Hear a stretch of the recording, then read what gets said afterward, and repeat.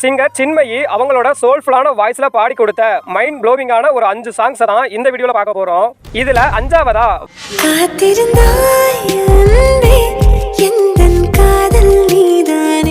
நாலாவதா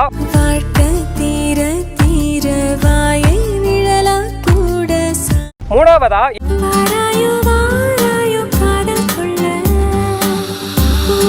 2வதா